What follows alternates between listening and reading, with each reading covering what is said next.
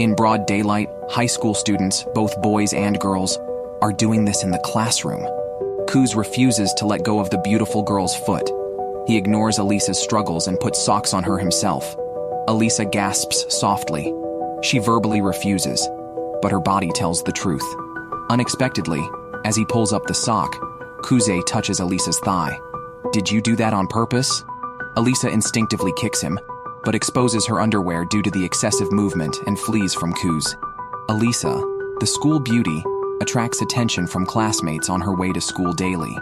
Many boys confess their feelings to her.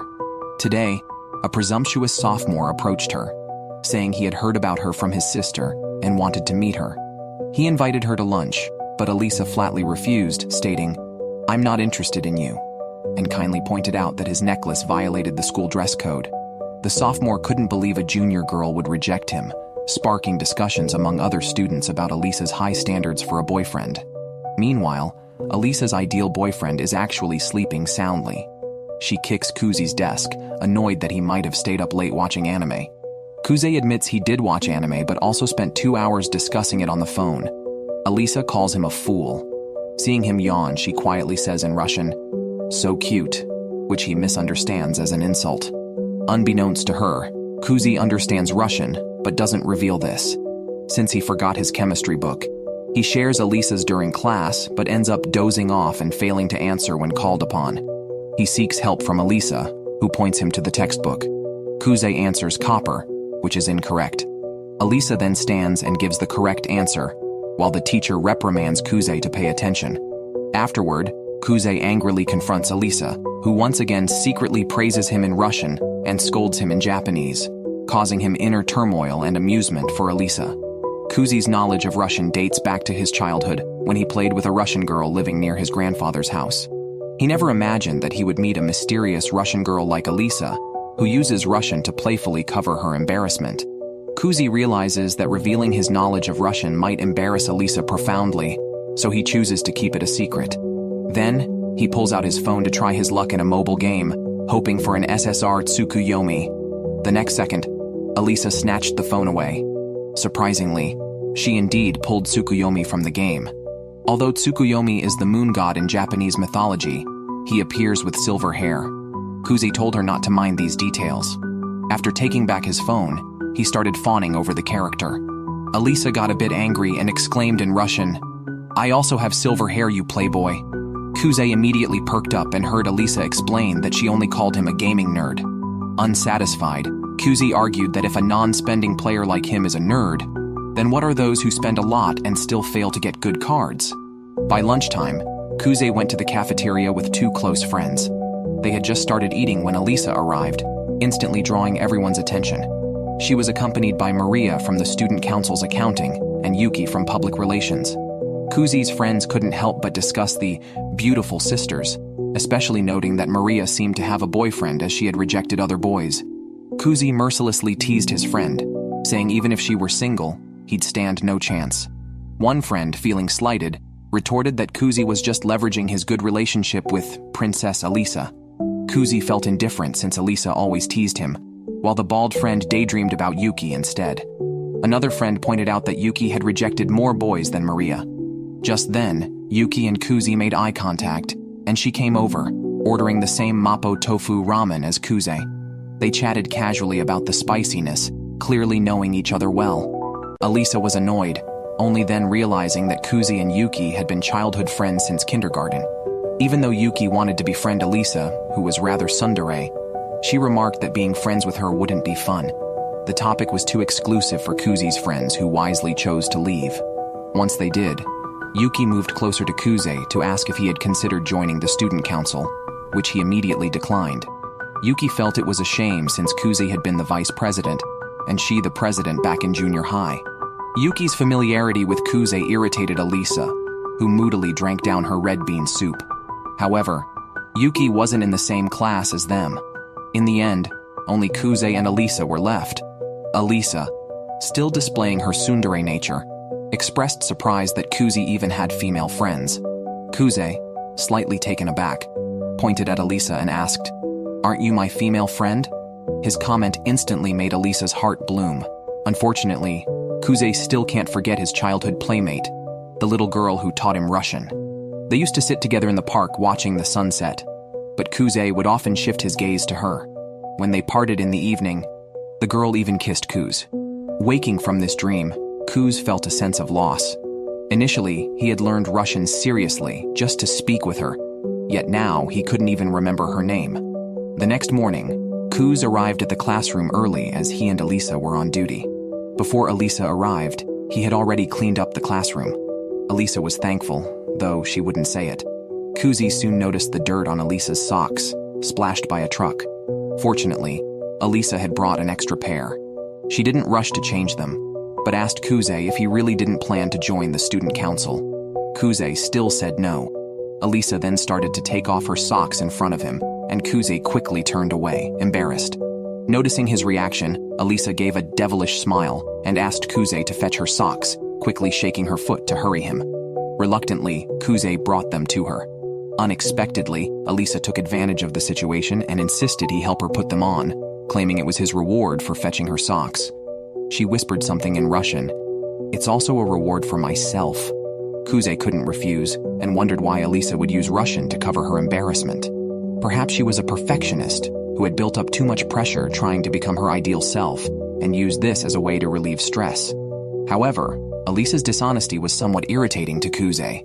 He decided to turn the tables by grabbing her ankle, leading to the scene described at the beginning. This experience even awakened a peculiar fetish in Kuze, who complained about it to his sister in a message. However, Alisa was unwilling to interact with him all day.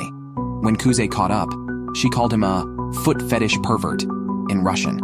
Although Alisa wasn't really angry and apologized for kicking him, she wanted to check if he was hurt. Kuze, frightened, quickly stepped back, thanking Alisa for showing him something interesting. Realizing what he meant, Alisa instinctively covered her skirt, and Kuze thanked her again, only to be punched and insulted in Russian. The two then chased each other down the corridor for 10 minutes before calling a truce. Kuze apologized to Alisa again and offered her a can of red bean soup as an apology. Alisa wasn't very angry, and after taking a sip, asked Kuz in Russian if he wanted a sip too, hinting at an indirect kiss. Kuzi wished he could respond boldly, "I wouldn't mind," but his inability to speak Russian forced him to feign ignorance tearfully. Meanwhile, Alisa smugly reflected in Russian, "He knows nothing," unaware that her intentions were already clear. The protagonist was forced out of bed early in the morning because his sister straddled him and yelled for him to wake up. This indicated that today was going to be an unusual day for Kuz, who spent almost the entire day in a chaotic situation. A few days earlier, Kuzi had been called to the warehouse by Yuki. They started off playing a card game, but were accidentally caught by Alisa. In reality, the student council needed to organize some miscellaneous items and had called Kuz for help. With a wry smile, Kuz complied and assisted, even taking down a card game placed above. The student council planned to use these games at a school festival stall. Unaware, the two started chatting, which displeased Alisa. She reminded them to hurry up with their work, then muttered quietly in Russian, "Pay attention to me too." She continued to mumble a few more sentences, but Kuze pretended not to hear. Yuki wondered if this girl was unwell. After the work, the student council president Tuya returned and proposed a meal together to thank them for their hard work. At the restaurant, Yuki attempted to persuade Kuze to join the student council, praising him as a versatile talent capable of handling both physical and clerical tasks, as well as negotiations. Despite repeated invitations, and even a suggestion to run for president together, Kuz declined. As the two bantered, the president watched and decided to assist Yuki by telling Kuze that Yuki's victory wasn't as assured as he thought, given Alisa was a strong competitor. Surprised, Kuzi was about to inquire further when the waiter served their food. After dinner, they went their separate ways, with Kuze accompanying Alisa home.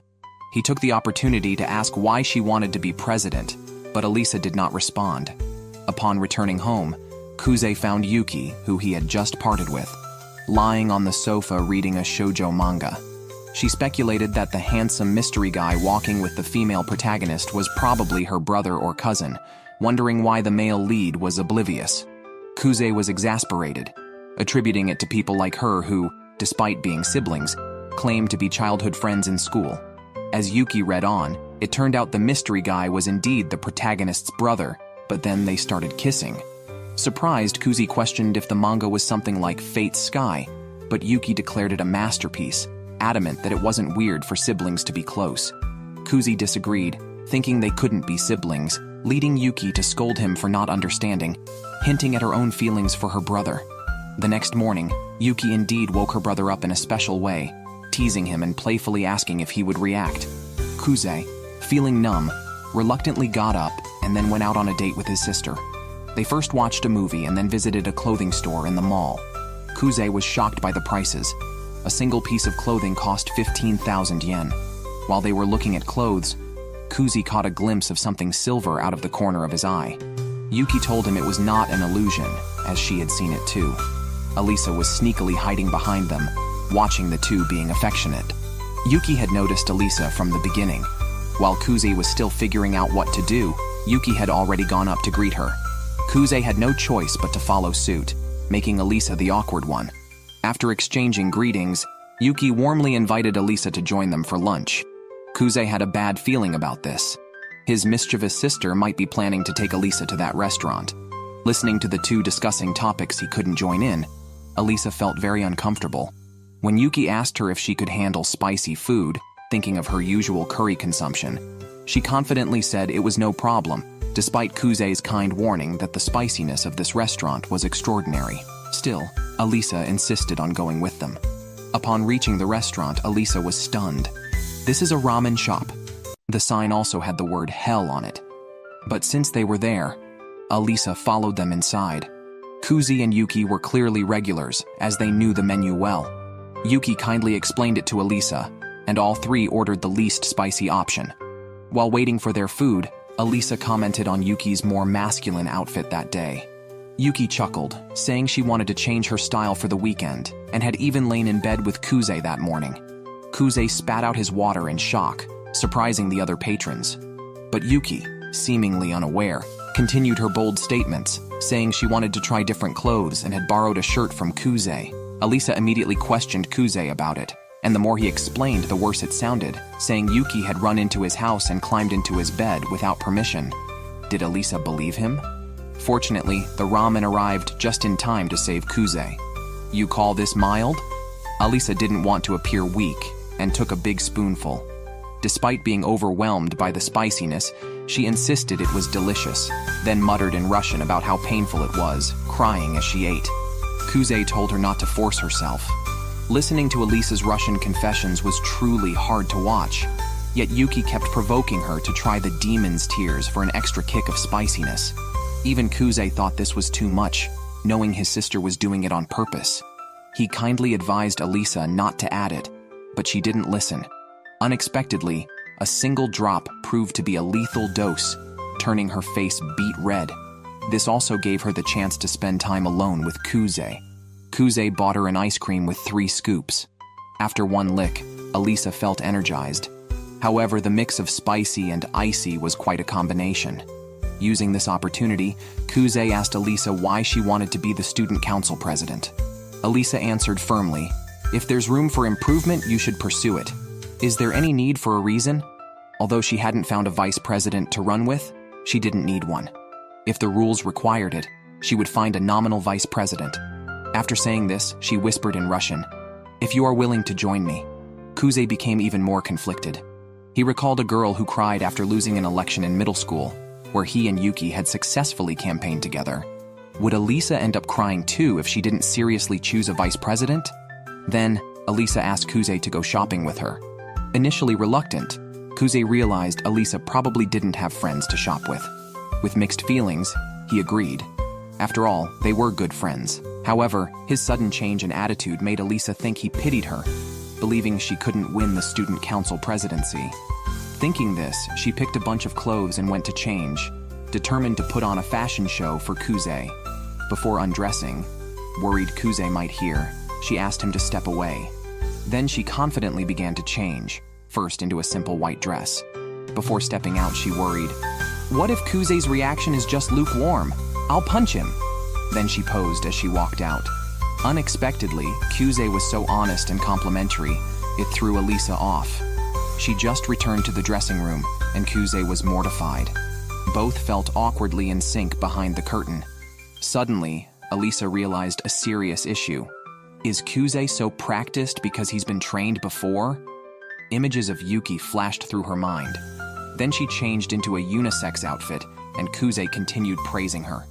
No matter what style she tried, Kuze always had perfect compliments, leaving Alya flustered.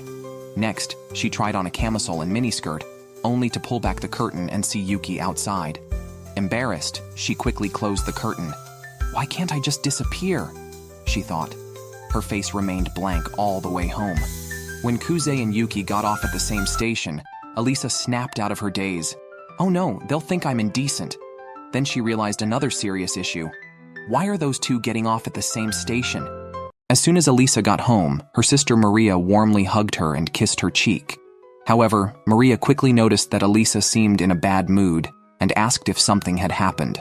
Reluctantly, Alya shared that she had run into Kuze and his childhood friend. Seeing her sister's reaction, Maria realized Kuze was very important to Alya, but Alya immediately denied it, insisting they were just good friends. Maria, looking as if she saw right through her, questioned why they became friends since Alya usually hates people who are careless. The story goes back 6 years when Alya was living in Russia. Her teacher assigned a project to investigate local shops. Alya was responsible for a flower shop and a butcher's shop and aimed to do her best.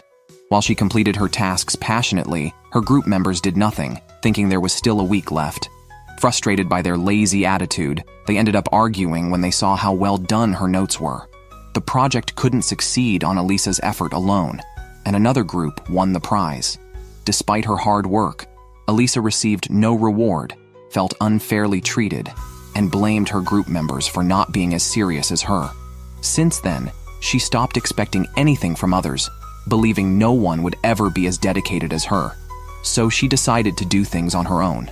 Later, Alya transferred to the school and passed its challenging entrance exam. Everyone welcomed the new student, but her deskmate Kuze kept sleeping on his desk, uninterested. When class was about to start, Alya woke him up and they introduced themselves. Kuze remained indifferent and started chatting with others, realizing he hadn't even brought his textbook and had to borrow one. During PE, he barely participated, and in the afternoon math class, he just slept through it. Alya sighed, realizing she probably couldn't connect with this classmate. Unaware, only 2 weeks were left until the school festival. Everyone had a lot of work to do. Alya was in charge of sewing and stayed late after school, not going home. Other students couldn't understand her dedication, questioning the point of taking the festival so seriously. Their comments brought back painful memories for Alya. Distracted, she accidentally pricked her finger and bled. Still, she refused to give up, applied a bandage, and prepared to continue working. Unexpectedly, Kuze suddenly appeared, unsurprised to find Alya still in the classroom. He advised her to go home and suggested that everyone could finish the work together the next day. Alya refused, preferring to handle everything herself, and told Kuze not to worry about her. To her surprise, Kuze revealed he had asked the craft club to help and secured permission to use the dormitory for an overnight event. He reasoned that this might motivate the initially lazy students. The craft club's help wasn't free. They wanted the boys' assistance in return. Kuze told the boys they could impress the craft club girls, and they happily agreed. With everyone's happy ending, there was no need for Alya to work so hard alone. Kuze's plan was flawless, which unsettled Alya. What was the point of her past efforts? Kuze explained that she had been working in the wrong direction. The festival was meant to be a collaborative effort, not a solo project. He suggested she should think about how to motivate everyone to produce excellent work. Unable to argue, Alya listened as Kuze tactfully acknowledged her efforts, giving her a way to step back gracefully. She grabbed her bag and fled, feeling increasingly puzzled about her deskmate. The next day, Kuze organized an inspiring talk for the students, instantly boosting everyone's enthusiasm. The class collaborated well, achieving better and faster results than Alya could have alone. By the time of the festival, their class's haunted house was a hit and won an award. In the evening, the students gathered on the playground to dance.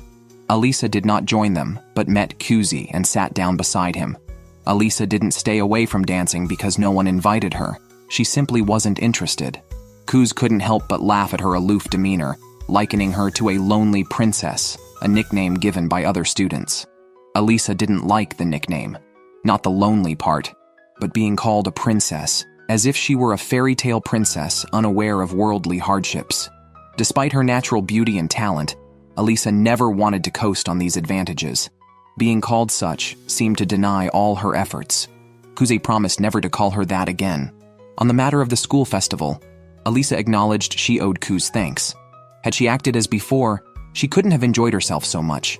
As an apology for her previous temper and a thank you, Alya offered to do something for Kuze. He wouldn't make a difficult request of her. He mentioned a Russian custom of using special nicknames for each other. Since her family calls her Alya, Kuze started doing the same from that day, the only boy in class to do so, a real honor. Alya called him a creepy weirdo, to which he thanked her for the compliment. Then, a few boys bravely invited Alya to dance. She declined, claiming she couldn't dance. The boys said they couldn't either and just moved to the music. Alya was about to lose her temper again when Kuze took her hand, claiming they had plans and led her to the gym. This act captured Alya's restless heart completely. After that, they became closer.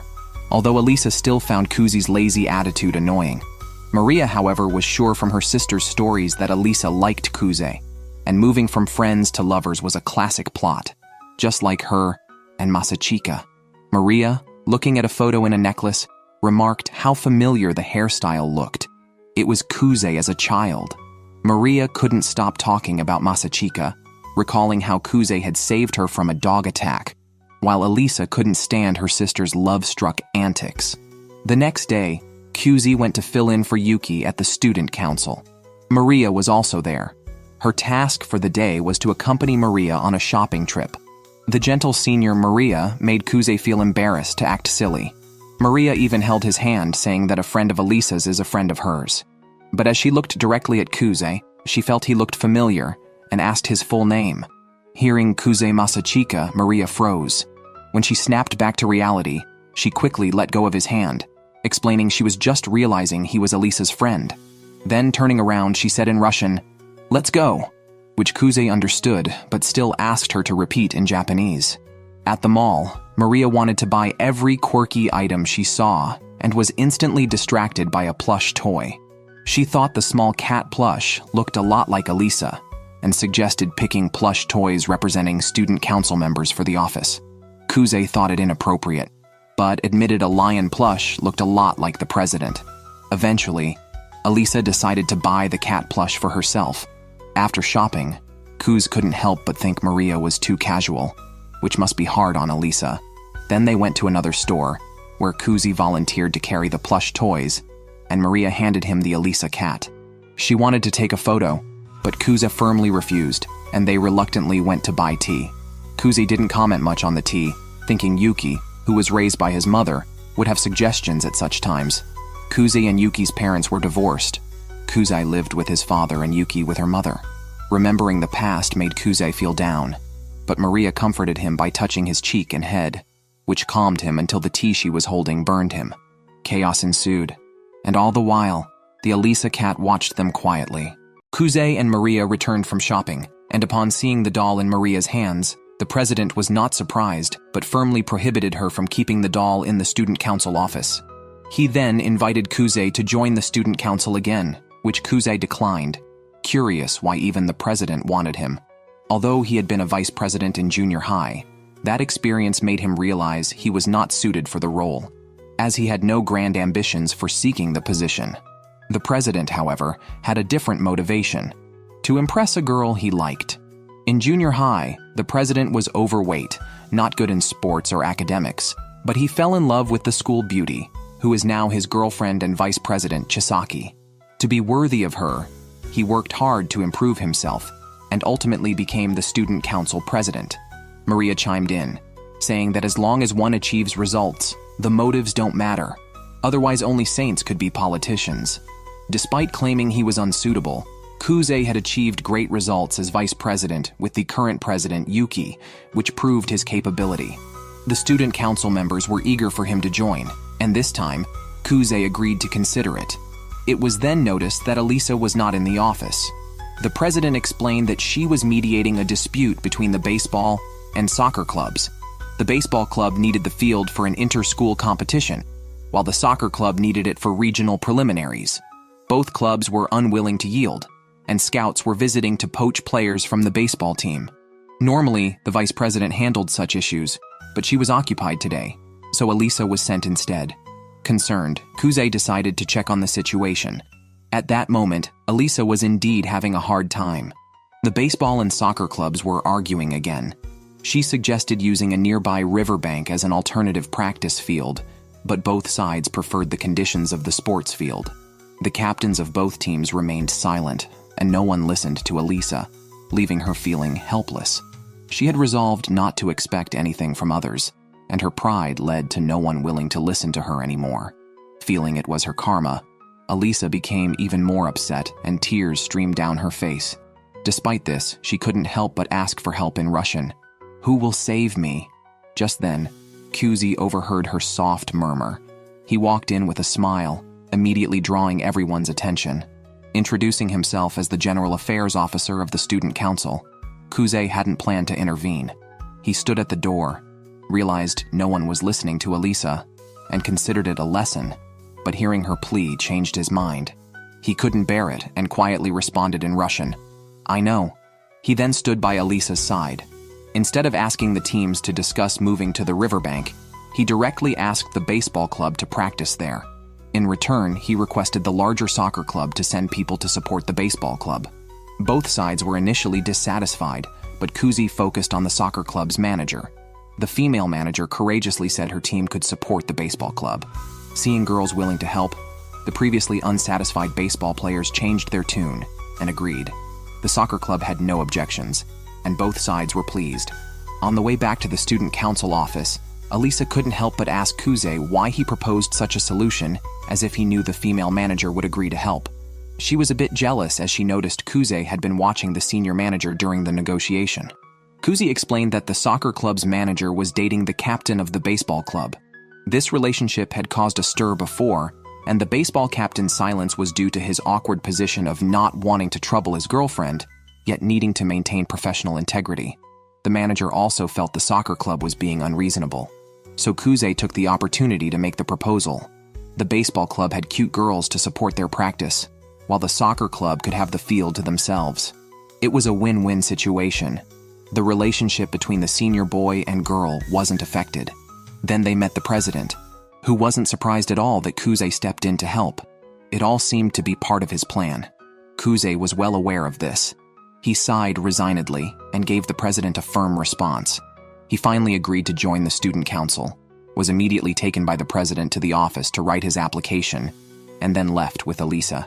Alisa felt conflicted, thinking Kuze joined the council to run for president with Yuki. But even so, even facing him as an opponent, Alisa never thought of giving up. Kuze was unsurprisingly not there to help his sister Yuki. Instead, he directly told Alisa, "If you want, I'll do my utmost to help you become the student council president, never leaving you alone again." He extended his hand as he spoke. If this wasn't a confession, what was it? Alisa couldn't help but grasp his hand and whispered in Russian, "I like you." Kuze heard it clearly, but the image of his first love appeared in his mind, realizing he still had such feelings. His expression gave him away, and Alisa noticed he was thinking of another woman, directly breaking the second taboo of romantic comedy protagonists in confession scenes. For reference, the first is asking what the other person just said. However, Alisa thought Kuze was thinking of Yuki. Kuze instinctively denied it, but Alisa slapped him hard. Kuze said it was a good hit. Enjoying it oddly, Alisa was speechless, thinking he must have hit his head earlier. Kuze, not to be outdone, claimed he was once known as a prodigious genius. Alisa clearly didn't believe it. They talked as they walked. Kuze walked Alisa to her doorstep. Seeing Kuze's face turn red, Alisa leaned in and kissed his cheek, calmly saying, "It's just a cheek-kissing greeting." Kuze was stunned. "Don't fool me. I'm not well read. Isn't a cheek-kissing greeting just touching cheeks?" The touch was clearly something else. But Alisa ignored his confusion and walked away. Kuze shouted in frustration, "Can we please discuss this in Russian?"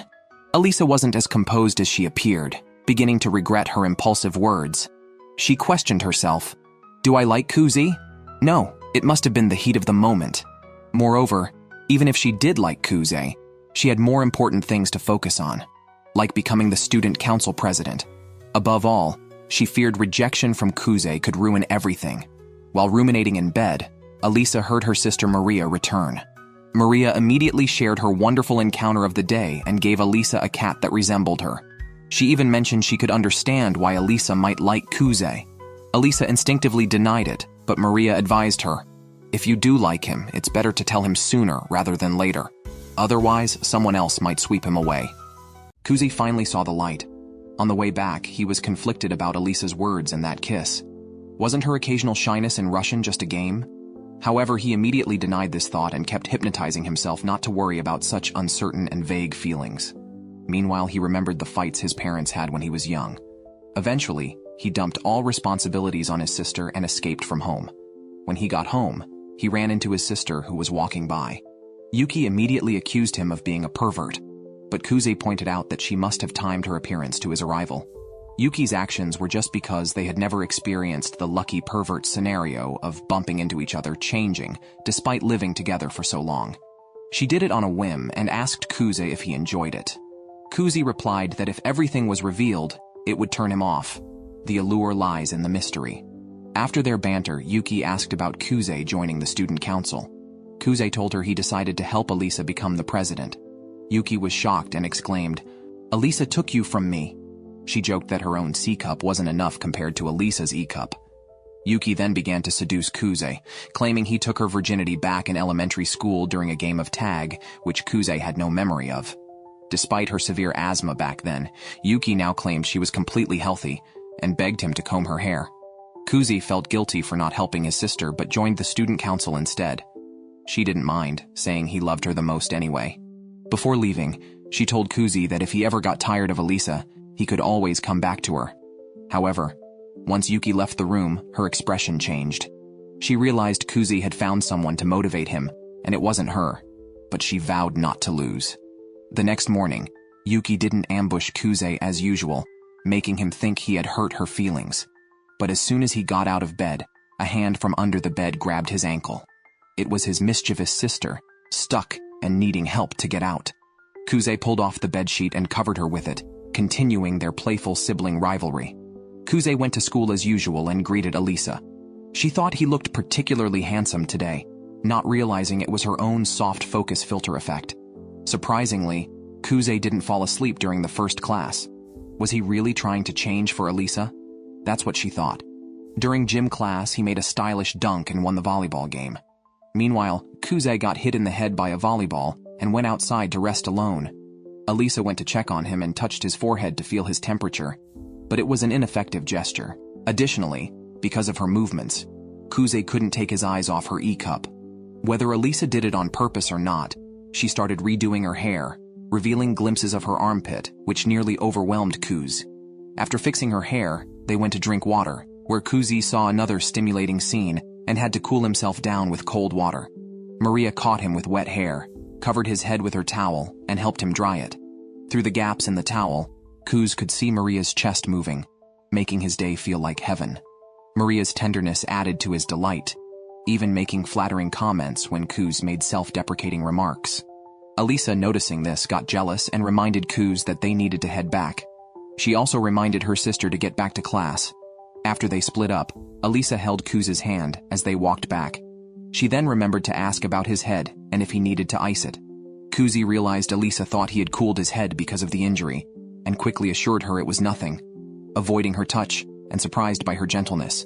He then tentatively asked, and Alya admitted she had been gently caring because she thought he looked listless since the morning. Kuze quickly explained it was just because he hadn't eaten breakfast. His comment made Alya blush, realizing his seriousness in class was due to hunger, not for her. Sensing the awkward atmosphere, Kuze tried to lighten the mood by saying he had slept well the previous night, which only embarrassed Alya more as she had been restless the night before because of what happened. Frustrated, Alya's anger grew, and Kuze, trying to defuse the situation, offered his face for her to hit, asking if this was some kind of punishment. This only infuriated Alya more, and she stormed off. After school, the two went one after another to the student council office. They saw members of the baseball and soccer clubs just leaving. As Kuz pushed open the door, he saw a senior holding a bamboo sword looking fierce. Turns out she was the rumored vice president. No wonder she was the one to mediate club disputes. It was a kind of physical mediation. Kuzi watched the playful interaction between the president and the vice president, who were a couple. Just then, Maria arrived, and the vice president quickly stopped hitting the president, complaining that she hadn't controlled her strength. The president said he was working out just for this reason, so he welcomed it. And they started showing off as if no one else was there. Kuze and Alisa joked with each other, making Maria comment on how good their relationship was. Kuze readily admitted it. Then Yuki entered, and the student council meeting officially began. Kuze, the newcomer, introduced himself and announced that he would run for student council president next year with Alisa. After becoming an official member of the student council, Kuze was assigned by the president to be mentored by Maria. Then, Yuki said she needed to discuss the exhibition with the art club and took Alisa, the treasurer, with her. Kuze felt uneasy about this, knowing his sister too well. He suspected Alisa had another motive for going out with Yuki. The two found an empty classroom, where Alisa revealed to Yuki her plans to run for student council elections with Kuze. Yuki mentioned that Kuze had already told her the day before, and reassured Alisa that she didn't need to apologize, since it was Kuze's personal decision. Although Yuki admitted feeling regretful as she deeply loved Kuze, more than anyone else in the world, including her parents. Alisa was stunned by this revelation. When Yuki asked her feelings about Kuze, Alisa hesitantly said they were just friends, but eventually confessed she was unsure of her feelings for him but wouldn't let Yuki have him. It seemed Yuki wanted to confirm her feelings, and hearing Alisa's response, their relationship unexpectedly grew closer, instead of drifting apart. Meanwhile, Kuze was learning how to manage student council work with Maria, who proved to be quite competent, unlike the vice president who struggled with basic tasks. The president had sent the vice president to the library to help with reshelving books. Despite her poor clerical skills, the vice president was the best at coordinating with committees and clubs. After working for a while, Maria stood up to make black tea for everyone. Kuze, puzzled, commented that black tea was a winter beverage in Russia. Maria explained that each family is different, and her mother, who is Japanese, loves drinking black tea. Impressed by Kuze's knowledge of Russia, Maria found out it was only from watching Russian films with his grandfather. A fact Kuze didn't disclose was actually to impress his first love. Kuze enjoyed the tea, which reminded him of his mother who also loved black tea. He then tried some jam like Maria, finding it too sweet. Soon, Yuki and a visibly upset Alisa returned. Alisa sat next to Kuze, mentioning a Russian superstition about young women sitting in corner seats facing bad luck. Yuki sat across, smiling at them, putting Kuze under immense pressure. Maria clarified that the superstition merely indicated a later marriage. Alisa proudly denied having any marriage prospects, yet whispered in Russian that it was too early for marriage. Sensing his sister's mood, Maria prepared a large portion of jam for her. After student council work, Kuze and Alisa headed home together. Kuze, curious about what was discussed between Yuki and Alisa, invited Alisa to a family restaurant to discuss various issues regarding their competition for the student council presidency. Alisa then whispered in Russian, "So it's not a date." After eating a large portion of jam, Alisa ordered 2 large desserts. She refused to tell Kuze what she and Yuki had discussed, but asked if he was dating Yuki. Kuze immediately denied it, telling Alisa that Yuki was not as ladylike as she appeared and was just teasing her. He then brought up serious matters, warning that if Alisa didn't act soon, she would definitely lose to Yuki in the official elections. He recalled their middle school student council election, where half the candidates dropped out before the pre-election student council meeting, essentially serving as a preliminary election. Kuze rambled on, while Alisa seemed distracted, thinking he was too comfortable with the situation. She suddenly got the idea to eat more dessert to catch Kuze's attention. When she had his attention, she tried to feed him a spoonful. Kuze hesitated to use the spoon Alisa had used, so she mentioned a Russian custom that made such an act normal, although she blushed while saying it. Kuze knew it wasn't true but couldn't refuse the dessert. Both thought they had indirectly kissed, stunning the other patrons. Amid the awkwardness, Kuze saw a girl outside and told Alisa they needed a different approach to win votes compared to Yuki. He talked about the current president who wasn't a student council member in junior high, but one due to media interest in his inspiring story, suggesting Alisa could show her hard work to gain student support. After discussing the serious matters, they were still unsure what to do with the spoon. Kuzi ordered more food and asked for a new spoon. Admitting his shyness made Alisa stand taller. Kuzi teased her about Russians often indirectly kissing, to which she replied in Russian, "I wouldn't do this with anyone but you, dummy." The main issue now was how Alisa could garner student support, like the president did. Kuzi pointed to the end-of-term ceremony, where student council officers give speeches, as a crucial opportunity for Alisa to make a memorable impression with her policy speech. Kuzi ordered a mapo tofu set and asked Alisa if she wanted to try some. Although Alisa can't handle spicy food, she bravely asked for a bite. Kuzi mischievously scooped up a whole chili for her. He was too curious to see her tear-filled eyes. True to his expectations, Alisa choked on the spice and angrily called him a fool in Russian. On their way back, they speculated about who Yuki might choose as her partner. Kuzi remembered the girl who passed by the family restaurant. If it was her, things could get tricky, as she had competed against Yuki for the student council presidency until the very end in middle school. Surprisingly, the next day, Yuki introduced her partner, who was also an acquaintance of Kuzi, a freshman named Ayano. Yuki's partner Ayano, who was also known by Kuzi, took him aside to ask if he was really competing against his sister for the student council presidency. She mentioned this upset the head of the family, who is actually Kuzi and Yuki's grandfather. After Kuzi left the family, his grandfather forbade him from considering himself a member of the Suo family and from revealing that he is Yuki's brother. Despite this, he now interferes with Kuzi's life. Ayano spoke with Kuzi based on her own judgment. She didn't believe Kuzi would hurt Yuki. She questioned him about his decision to run against Alisa, asking if it was important enough to betray and possibly harm Yuki. Kuzi affirmed his commitment to support Alisa for the presidency, a decision he made willingly. He also asked Ayano to tell his grandfather to direct any issues towards him and not to blame Yuki, affirming that Yuki remained most important to him, although he felt he had disappointed his sister this time. During lunch, Kuzi's friend showed him a magazine and asked which idol he liked. Kuzi pointed to one that resembled Maria, a senior with a boyfriend.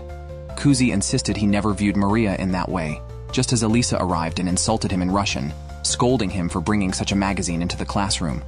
As the sister of a student council member arrived, the conversation quickly changed to whether Kuzi considered dating Yuki, which he denied, preferring a friendship-like relationship.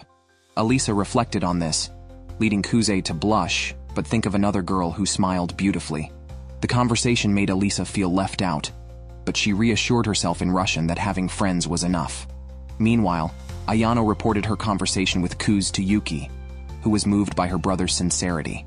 Ayano expressed admiration for Kuzi, akin to how she respected Yuki, without romantic feelings, satisfied to be of use like a tool. This revealed her masochistic tendencies, explaining her compatibility with Yuki. Lastly, Ayano relayed Kuzi's words about Yuki being the most important person to him, which deeply touched Yuki. She also sensed Kuzi's seriousness about this election. After all, Alisa alone definitely couldn't defeat her. Most first-year students supported Yuki, while Alisa was seen as a transfer student unfamiliar with middle school Yuki. Even Yuki herself was just excited to seriously compete against Kuzi, the genius prodigy of the Suo family. She had never beaten her brother before, and now he was teaming up with Alisa to challenge her, which thrilled Yuki immensely. Then the student council's 4 beautiful girls started playing poker. Yuki bluffed her way to winning all the chocolate chips, mainly because Alisa was too easy to read. Her emotions were always visible on her face. On the other hand, Alisa's sister Maria was harder to read, but the vice president simply commented that she was a bit dim-witted. During this, Ayano quietly served drinks without anyone noticing and nearly let slip about Kuzi. Kuzi discreetly warned her to be careful. Ayano couldn't help but look up to him with respect, wondering what she had done to earn his approval. Ayano had undergone strict training since childhood to become a suitable follower. At that moment, Maria sat next to Kuzi, leaving only Alisa and Yuki playing. The president was worried they might start arguing. However, Kuzi noticed Alisa was actually enjoying herself. After Ayano finished serving drinks, Maria got up to buy another bottle. This welcome party was specially held for newcomers Kuzi and Ayano. Maria then took Kuzi with her to buy drinks while Yuki and Alisa were distracted. Kuzi asked everyone what they wanted to drink and remembered all the different orders after hearing them just once, astonishing everyone with his memory. On the way to buy drinks, Maria apologized on her sister's behalf. Alya had never found someone she could rely on, and now that Kuze was supporting her, she felt relieved. Maria also mentioned she didn't want to compete with Alya because she took everything too seriously. However, she loved that about Alya and deliberately acted mild in front of her, hiding her other side. After all, sibling relationships are quite complex. Kuze deeply felt this too. He didn't feel inferior because of Yuki, who openly expressed her love for her brother. Perhaps Yuki's foolish behavior was also an act in front of him. However, Kuze quickly dismissed this thought, believing his sister was just naive.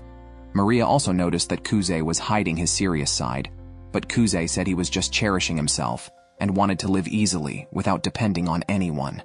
Maria touched his head and praised his efforts after hearing this, leaving Kuze unable to refuse.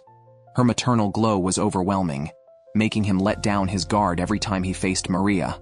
Alya was suddenly stopped by Taniyama, who had been mentioned earlier by Kuze.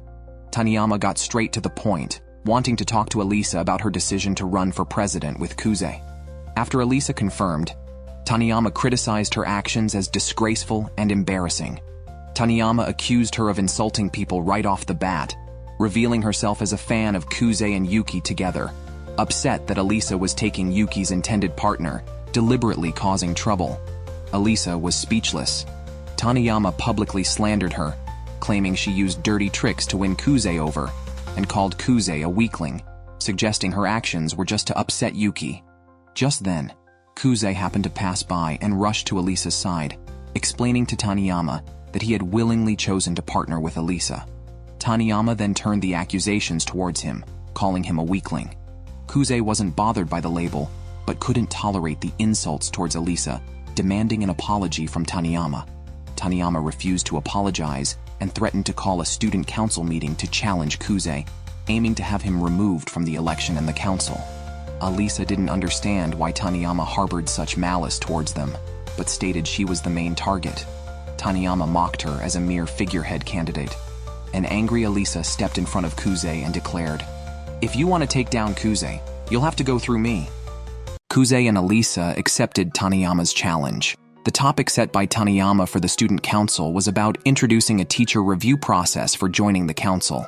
Since Kuze had a low impression score with the teachers, he might not even qualify to join the council. However, if they won against Taniyama in the council, Alya's standing as a candidate for the next president would also improve. Most importantly, that girl had insulted both her and Kuze. They needed to make her apologize. Since both insisted, the president had no choice but to agree. The student council meeting was essentially a debate. Kuze prepared in advance for the arguments Taniyama might present, and then coached Alya on how to counter them. Alya's rebuttals were impressive. However, she was curious about the relationship between Kuze and Taniyama, and why Taniyama was targeting Kuze. Kuze speculated it was because he seemed to be running for fun and disruption, especially since he had previously partnered with Yuki and now suddenly teamed up with another candidate. This made Alya feel guilty, but it was too late to change anything, so she had to do her best to turn the situation around. The student council meeting was the next day. Taniyama's partner was Nonoa, who was very popular at school. However, Kuze and Alya were not concerned about popularity. Their focus was on performance in the council. But the students in the audience only saw Alya as the smart, pretty transfer student with few supporters. Alya thought so too, and was visibly nervous on stage until Kuze snapped her out of it. His first question to her was whether she really was a size E cup, which lightened her mood. Kuze then told her that her real enemy was not Taniyama, but the ideal version of herself she envisioned. She just needed to think about how to portray the coolest version of herself. Moreover, if anything went wrong, she had a partner to back her up.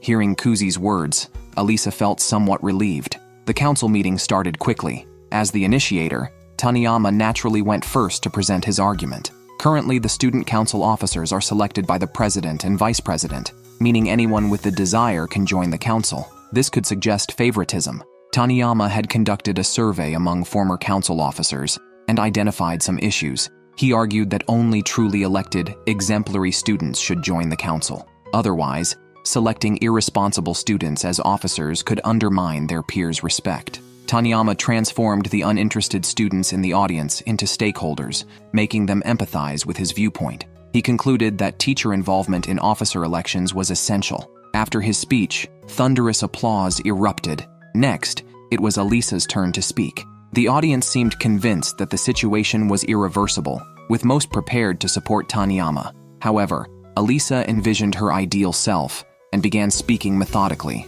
She argued that introducing a teacher review process would undermine the authority of the student council by stripping the president and vice president of their power to appoint officers. These leaders are legitimately elected by the student body and have earned their authority through a rigorous selection process, including the power to appoint officers. If this power shifted to teachers, it would suggest that the council could only maintain its dignity with faculty support, undermining the concept of student governance. By introducing teacher reviews, the president and vice president would be unable to freely add students they see fit and unable to reject faculty-approved officers. Alya's points attracted some students to her side, balancing the scales between her and Taniyama. Taniyama looked at Kuze suspiciously, but Kuze immediately denied any involvement, stating these were solely Alya's ideas.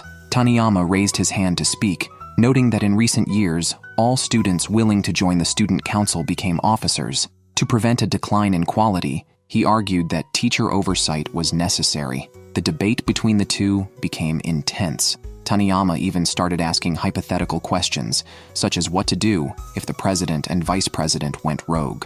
Although unlikely, his point was effective, leaving Alya speechless. Suddenly, voices from the audience questioned Alya's understanding of the school as a transfer student and expressed preference for Taniyama, suggesting he was better informed. These comments, seemingly planted by Nonoa, shattered Alya's newly built confidence, and she was left unable to respond. Kuze stepped up, patting Alya reassuringly, and took over, also covering for her by suggesting her lack of response was due to her speaking too little usually, and now having a sore throat. He seized the initiative with a powerful question. Is there even a need to continue this council meeting? He pointed out that the current president, originally an unnoticed underperformer, was their own elected leader, who had transformed with much effort and student support, proving the system worked by enabling any passionate student to become an officer. His words caught Taniyama off guard. During the final debate, Taniyama ran out, followed by Alya. Left behind, Nonoa had no choice but to concede defeat. Thus, the council meeting ended with a victory for Kuze and Alya, and the motion was rejected. As for why Taniyama targeted Kuze and Alya, it was because she was actually a fan of the Kuze and Yuki pairing. Their mutual trust and support were ideal in her eyes, which is why she eventually stopped competing against them. However, in high school, Kuze ended up with Alya, breaking Taniyama's favored pairing and causing her to break down. Unexpectedly, it was Alya who chased after her, which angered Taniyama even more. She bluntly stated that Kuze and Yuki were the perfect partners, ending up in tears. Taniyama knew her anger towards Alya was irrational. It was all her own assumption. Then, Taniyama's partner came to find her and suggested Alya leave. Before leaving, Alya confessed to Taniyama that she didn't know why Kuze chose her, but promised to work hard to earn Taniyama's approval one day, a charisma that even Taniyama couldn't deny. Yuki, who had watched the entire council, was disappointed with her brother. She believed he could have ended the drama immediately, but let it escalate instead, calling him naive. Yet, her naivety made it impossible for her to oppose him. Her earlier attitude was just a facade. After all the students had left, Kuze and Alya sat on the stage to debrief. Alya relayed Taniyama's words to Kuze, vowing to prove one day that Kuze was right to choose her as a partner. She then asked why Kuze chose her over Yuki. Kuze admitted guilt was a major factor, though he didn't elaborate why. Despite feeling overwhelmed by this guilt, he had never wanted to be in the spotlight, even as vice president. However, this time was different. Blushing, Kuze told Alya he decided to run for vice president on his own will because he wanted to try hard together with her, so she wouldn't have to compare herself to Yuki. Kuze then asked Alya why she wanted to run with him. Looking deeply into his eyes, she simply said, "Because it's you." Yuki lives a hard life at home every day. During dinner with her grandfather, he asked about the recent student council at their school. Unexpectedly, Taniyama was revealed to be a wealthy young lady. Her grandfather was displeased that the council session had only enhanced Kuze's reputation, urging Yuki never to lose, regardless of her opponent. Although less talented than Kuze, Yuki understands the responsibilities of the capable. Unlike Kuze, who, despite possessing superior talents and favorable circumstances, shirked his responsibilities, Yuki could only nod in agreement and breathe a sigh of relief once back in her room, hugging Ayano for comfort. The student council meeting had almost become the talk of the entire school, boosting Kuze's popularity even further. However, he chose to let Alisa handle the publicity of his heroic deeds, since she was the one running for student council president. Kuze couldn't very well speak for himself, so he nudged his close friend, who readily engaged in a question-and-answer session with Alisa. But Alisa was clearly uncomfortable with this, and promptly took Kuze away to smooth things over. Knowing Alisa didn't want to hear the students badmouth Taniyama, Kuze reassured her that they had won the council session fair and square, so there was no need to worry on her behalf. Alisa, however, felt they hadn't truly won, and if they were to restore Taniyama's reputation, their victory at the council would be invalidated. Kuze explained the pros and cons to Alisa, but the final decision was hers. No matter what Alisa decided, he was ready to support her, and naturally, Alisa wanted to help Taniyama. Kuze's support was undeniable, and his kindness overwhelmed Alisa, just as Kuze heard a strange noise under the table. It turned out, the president and vice president were hiding there, engaged in unsavory activities, shouting, "Come in a little more." As a capable junior, Kuze knew to seize the moment and leave nonchalantly. But suddenly, Alisa stepped forward, her face flushed, setting off alarms in Kuze's mind. Could this be turning into a romantic comedy? He couldn't handle it and had to steer the situation elsewhere. So he called out the names of the president and vice president, who explained they had just missed their chance to come out. Kuze and Alisa decided to act as if they had seen nothing, and the matter was closed. Alisa, interrupted earlier, lost the courage to speak her mind and made an excuse to leave. Later, Kuze sought out Nonoa for a private chat. Unexpectedly, Nonoa's first words were, "If you're going to confess, I won't reject you." She was single and didn't dislike Kuze. Kuze believed love should be with someone you like, but Nonoa had never dated someone she liked, as she didn't quite understand romantic feelings. Kuze couldn't dictate others' views on love, but still advised Nonoa not to debase herself. Back to the matter at hand, Kuze brought up the serious issue. Recently, the school was abuzz with gossip about Taniyama. He wanted to calm things down, primarily because his partner wanted to do so. Nonoa couldn't help feeling that he was a kind person. Originally, she had deliberately encouraged her friend to gossip during the session, even though it could cost her all her friends. In fact, Nonoa didn't care about anyone other than Taniyama, because she couldn't understand Taniyama's type, who hides her emotional side deep within. That's why she was interested in her. She felt Kuze would understand her, the feeling of longing when seeing someone possess a brilliance you lack.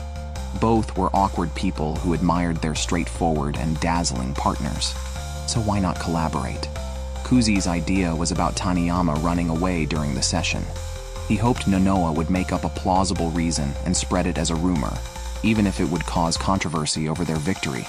Kuze and Alisa didn't mind, and naturally, neither did Nonoa. As soon as Nonoa left, Yuki and Ayano suddenly emerged from under the table. Then Alisa came over, misunderstood something at the sight, and left without acknowledging Kuze, muttering something in Russian about being excluded. Yuki, who enjoys such plots, was quite amused. While walking back to class, Nonoa remembered a past incident. She was kissing a boy in the classroom, caught by Taniyama, who recognized it was not the same boy as before. Nonoa casually said, "They're all boyfriends, no difference." Taniyama slapped her hard, telling her not to demean herself.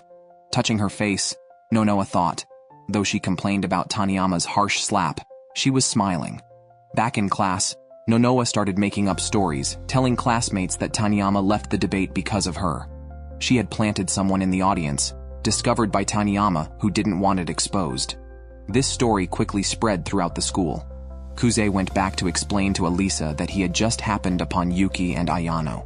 Alisa looked skeptical, insisting there was no need to cover up, pointing out they were childhood friends with a good relationship. Kuze could only appease her, inviting Alisa to study together after school. They went to the student council office, where Yuki and Ayano again stumbled upon them and insisted on joining. Alisa wouldn't refuse, but whispered in Russian she'd preferred to be alone. Kuze found this endearing. Kuze's study method was to look at solution explanations, arguing it's a waste of time to ponder questions he didn't understand. Yuki pretended to know Kuze well, saying he was always like this. Then Kuze went to help Ayana with a problem. Senior Maria arrived and immediately brewed some black tea for everyone. She then picked up a beginner's book on hypnosis that the vice president had collected and coaxed her sister to try it out. However, her sister was too indifferent, so Maria turned to Kuze. The other three watched curiously. First, she stared at her finger, and her consciousness began to blur. When Kuze clapped, she was supposed to enter a dream world. Surprisingly, Maria actually fell asleep. Kuze quickly checked how to wake her up. Just a touch on the shoulder was needed.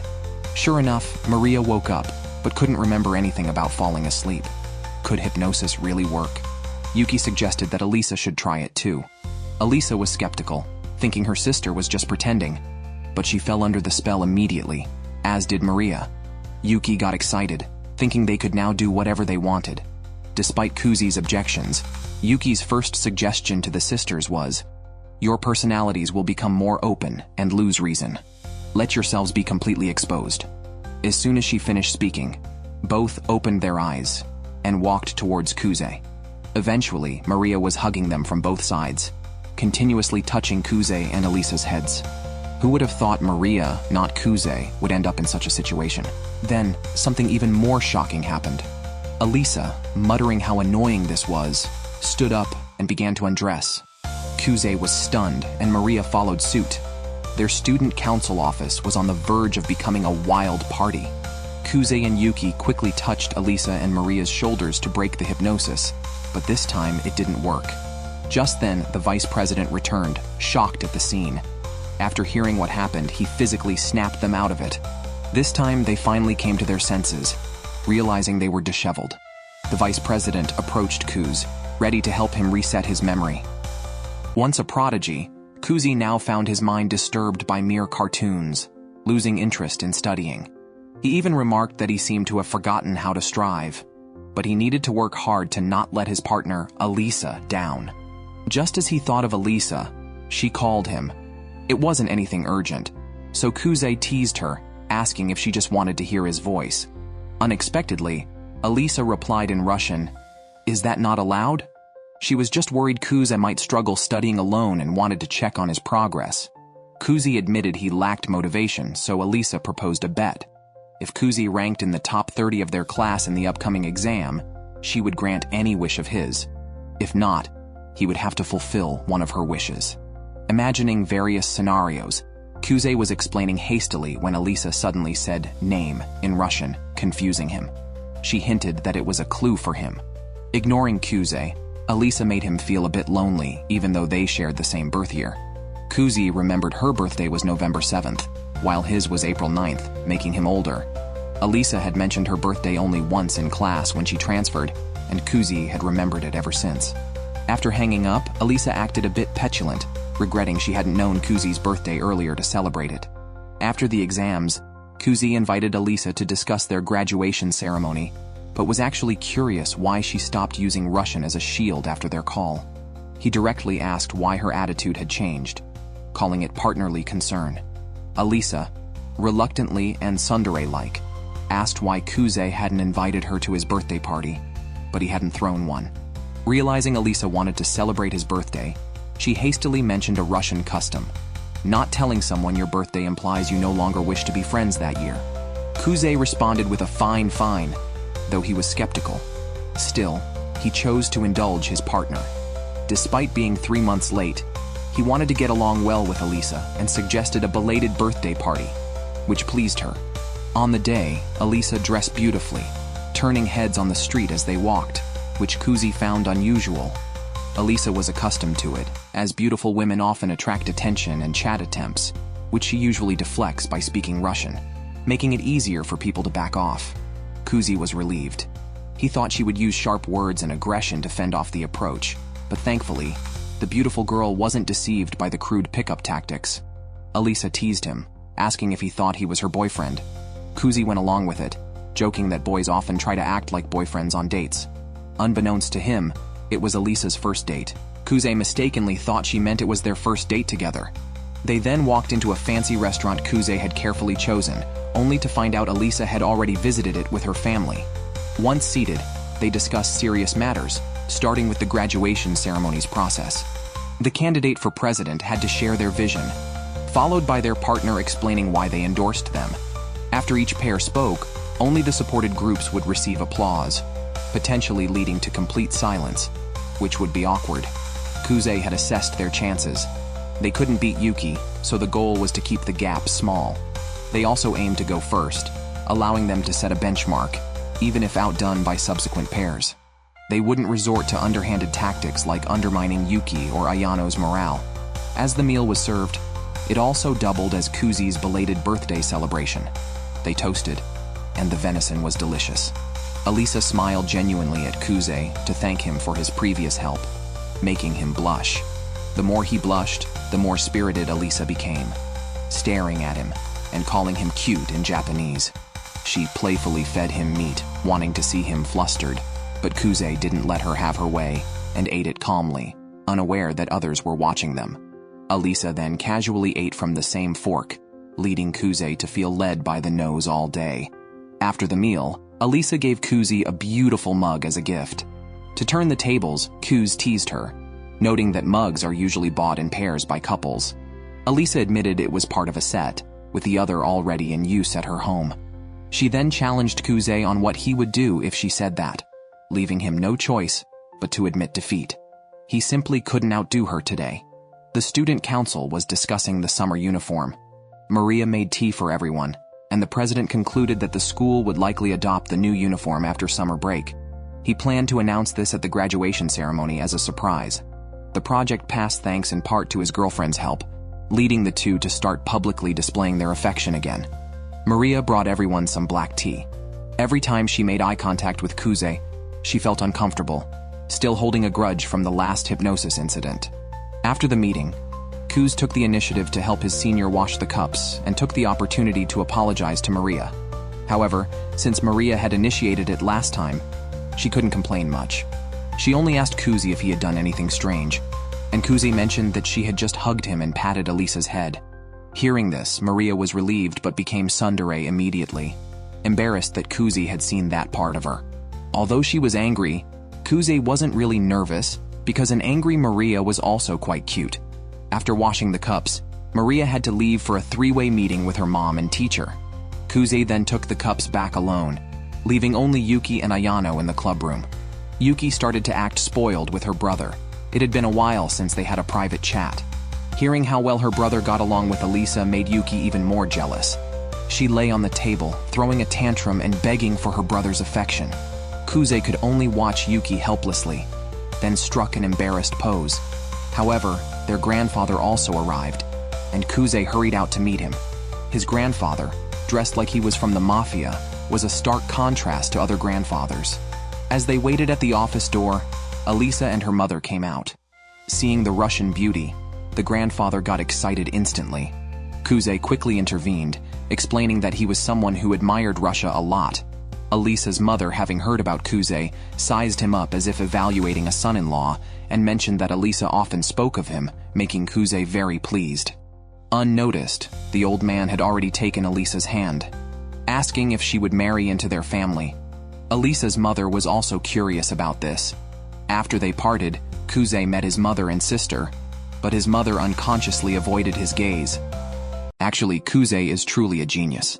As a child, he excitedly showed his mother a test with full marks, and she praised him for being amazing. Later, he participated in a piano competition and eagerly looked towards his mother in the audience after playing, but she avoided his gaze. He felt that he must not have satisfied her, so he practiced even harder.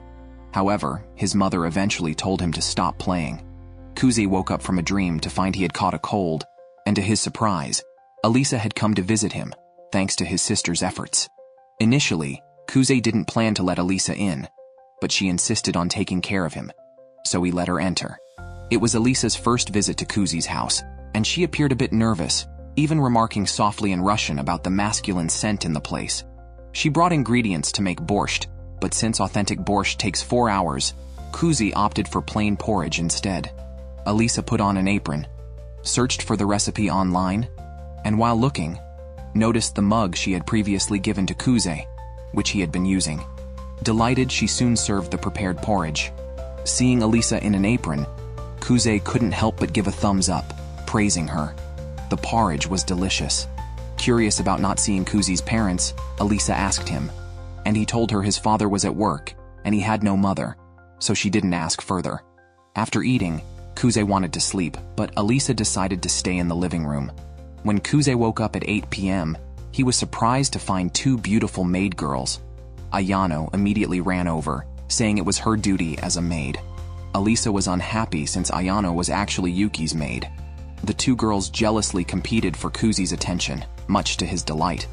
Ayano reminded Alya that they needed to prepare for tomorrow and suggested they go home.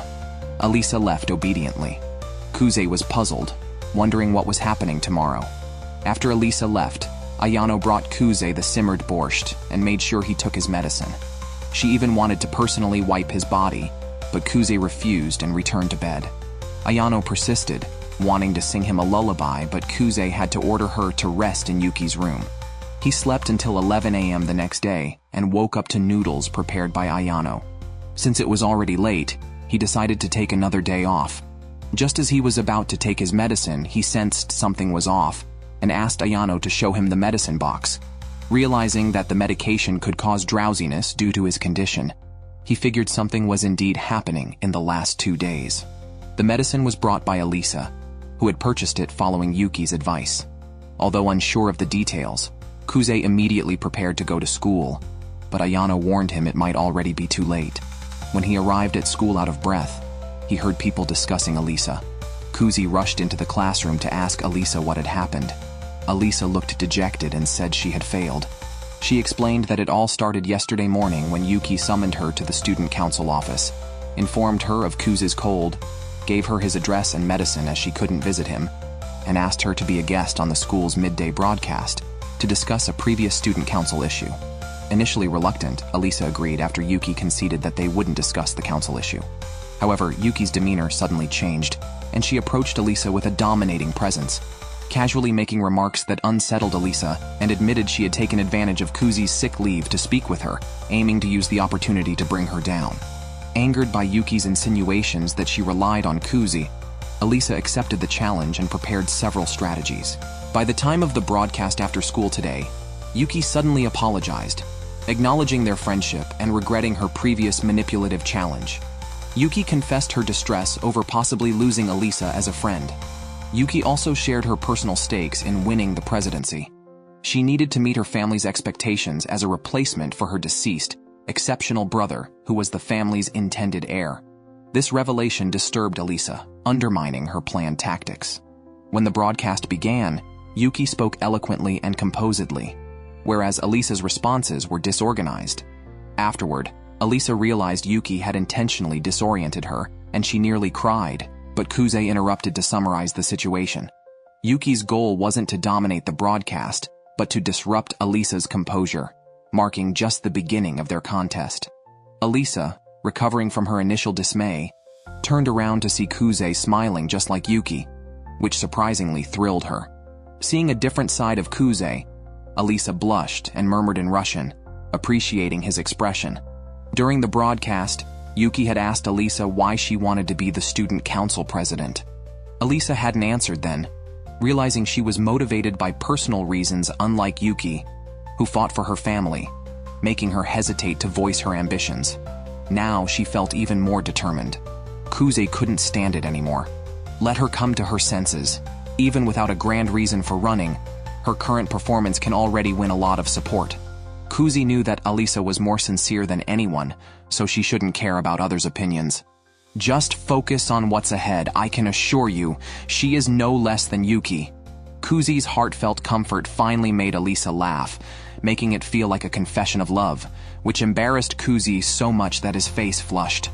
Fortunately, Alya was no longer confused.